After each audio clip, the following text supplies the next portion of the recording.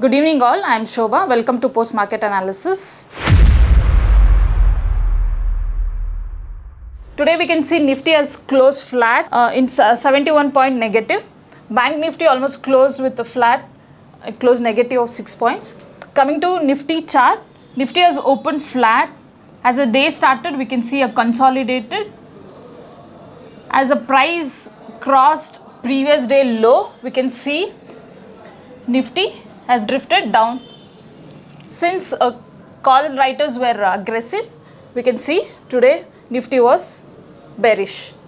Coming to Bank Nifty, again Bank Nifty, unlike Nifty, Bank Nifty was consolidated for a whole day.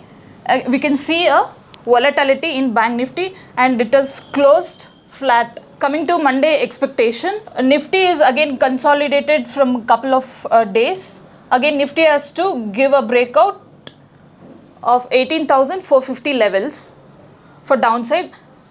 For upside, it has to give a breakout of 18,750 levels. Coming to Bank Nifty, we can see again Bank Nifty is also consolidating from a few days. Here downside we have 43,700 levels, strong support, and 44,500 levels, a strong resistance.